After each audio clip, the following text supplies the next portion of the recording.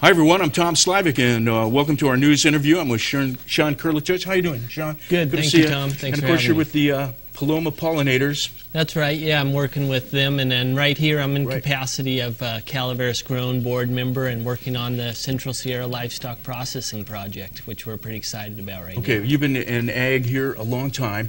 And before this, you had a title, though, as well. You were more formally with the UC Davis Group or something. Yeah, I was with the Cooperative Extension. I left that I'm doing independent consulting work now and just running my own farm. That's good. So that's fun. And working on this project and just keeping on with the community projects. I think we all have to, especially in the small communities, all have to work together in order to succeed as a group individually. Okay, I think we do, and I think we're doing a great job. This processing plant. That's how long have you been working with that idea? Well, you know, I grew up working on a cattle ranch since I was 12 years old, and I can say that we were talking about it at that time.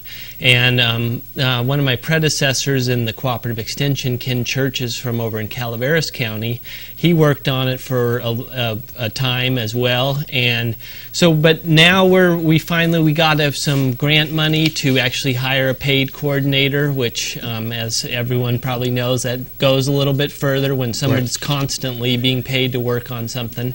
And so we've come up with some really good options that we're excited about presenting to the rest of the public and the livestock producers, restaurant owners. I mean, there's a whole myriad of people that are going to benefit from this, and I think not least of those is going to be tourism in our region. Okay, and tourism is big in our region, or at least that's what people would like, a lot more tourism, and we've got great spots for them to come out and visit, both in our small cities, throughout the whole area. And speaking of the area, this is going to be to serve the foothill region. So in that is who? El Dorado, Amador, El Dorado County, Amador County, Calaveras County, and Tuolumne County, and you know, the grant actually included down into Mariposa County, but that's obviously kind of a whole nother world down there. Crossing over 49 there is quite an arduous drive. So we're looking at this region. We initially studied, we were hoping to get it to work out here at the old Preston School of Industry. So we put a lot of time and effort into that. Unfortunately, that at the last kind of minute from the Department of Corrections wasn't going to work out for them.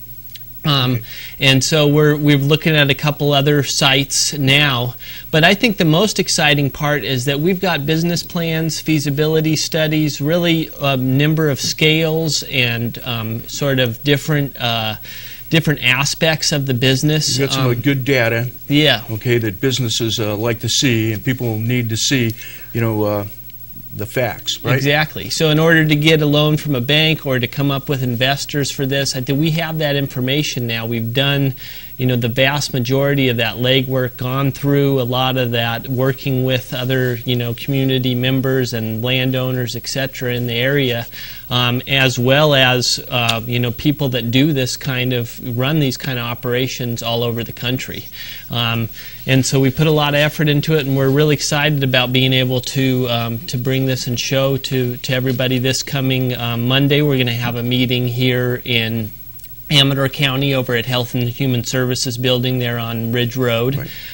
So we'll be there. 6:30? That'll start at 6:30 p.m. If they call today, they can get a beef dinner as well? So beforehand, if you call today, that's Friday. Come at 5:30. Yeah, today is Friday the 14th, and if you come at 5:30, there'll be a free grass-fed beef dinner, and that'll actually be available to anybody. But if you don't call today, we're going to have to charge $10 for it, just because, as you know, you can imagine, you got to plan for the number of people that are going to be there. So we're taking this opportunity to invite people down. Also, if they miss this, or they can go to Calaveras and tell us where it's going to be in Calaveras. That's going to be over at Frogtown, or the Calaveras County Fairgrounds, over on the other side of Angels Camp there off Highway 49, and we'll be in the Frogateria. We'll have signs. If you make it to the fairgrounds, you'll be sure to get there. Same thing, we're going to start that meeting at 6:30. We're going to start at 6 with kind of a happy hour.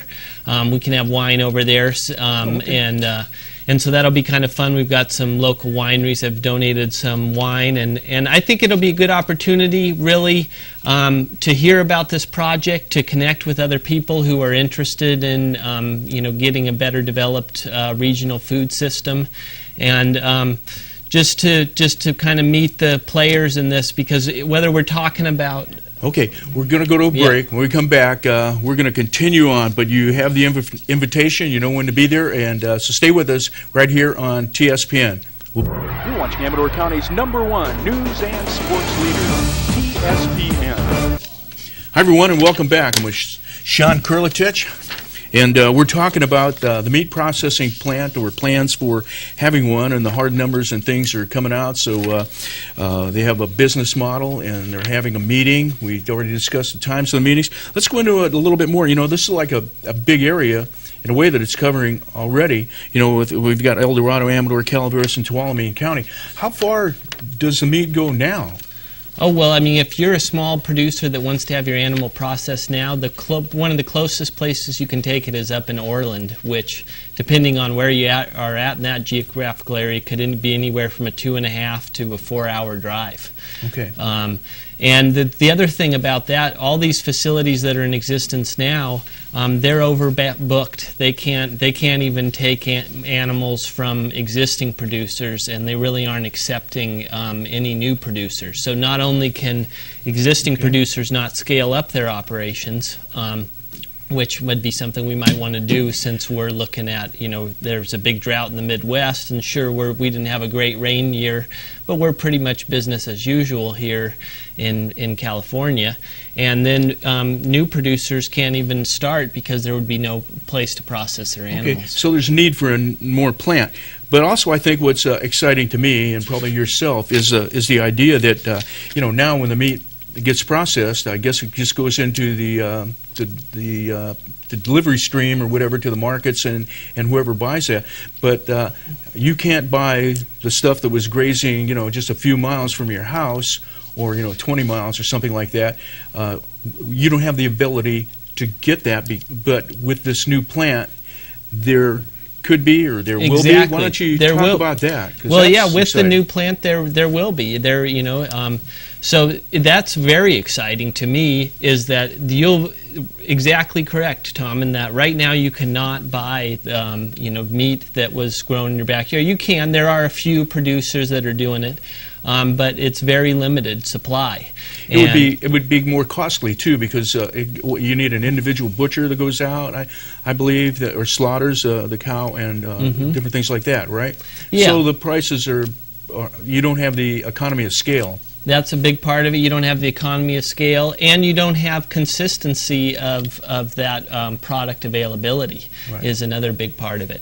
And so what we're looking at is being able to provide these to everybody. The other issue with kind of the type of transaction that you're talking about, where people might be able to get an animal, is that it could only be for the end consumer. So to put that meat on your table to feed to your family and friends, it couldn't be for a restaurant or a grocery store. And this would allow this would allow ranchers to put their meat on in the restaurants, at these wineries, wherever. Right. So the exciting part about that is that when you say a taste of Amador or a taste of Calaveras, whichever, you're getting that taste. You're getting the wine, the meat from there, and it's local, fresh. It goes along very well with the concept of vegetables, that are grown locally as well, and that the restaurants love serving up because, it tastes better. Yeah, exactly. And so they're able to, fetch more, higher prices for the meals. People are more satisfied walking away from there, and the same thing is true with the meat. We'll be able to have this and have it as an additional draw for tourism in these communities here in the foothills, and I think that's a really exciting aspect about it, to be able to say not only are we serving local wines and local produce, but we're also able to serve you local meat. Okay, so you have studied that part as well, not just the plant, but and the processing of the meat, but distribution.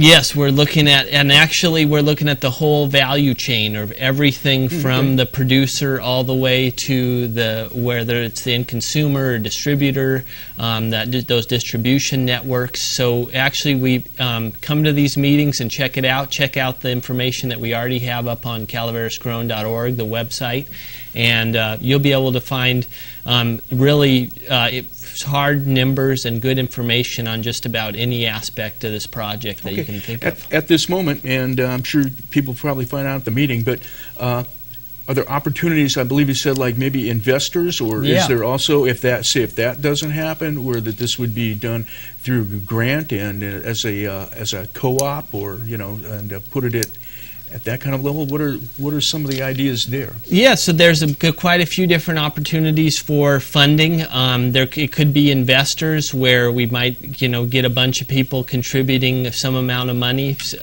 each some amount of money together with possibly some loans. We could probably get some low interest loans through the USDA for a project like this. Actually, we're pretty certain that we could. There could be some grant money that would come in on this. We're actually already looking into a couple other grants that will continue this project.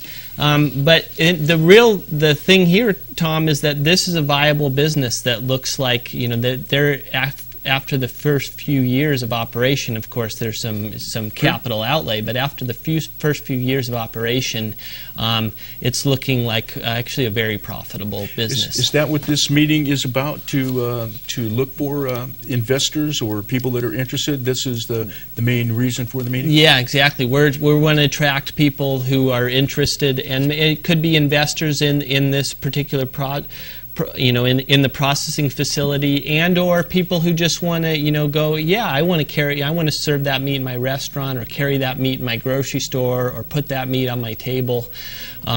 We want to talk to the whole community about this, but exactly right, we're looking for people who really want to give this thing the go ahead and put their money behind this meat in this region. Well, I have to say, this is one of the most exciting things I think has happened, since I've been here. I'm in a gold mine in that, but to be able to, take advantage of the ag, especially, the raising the ranchers, and get them in to where it's coming back into the local market.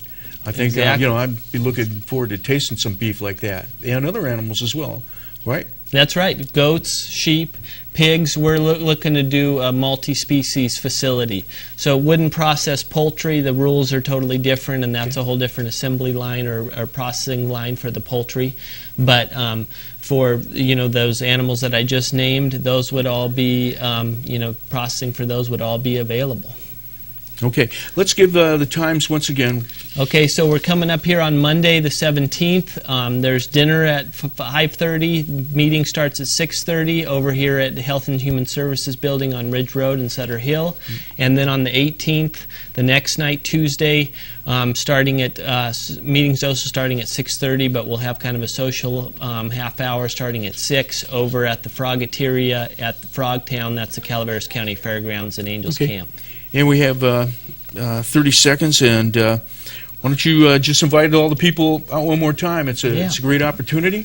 Well, yeah, so we're hoping that you'll all come out and participate in, learn about what we've been doing with this regional processing facility, all the information that we've gathered, the hard numbers that we've come up with, and just let us tell you what we've been up to, and we're looking for your input and hopefully some, funding and some real support for this as well. All right. Thanks a lot for coming by. Thank you, Tom. Great news. And stay with us. More news on the other side of the break. You're watching Amador County's #1 news and sports leader, TSPN.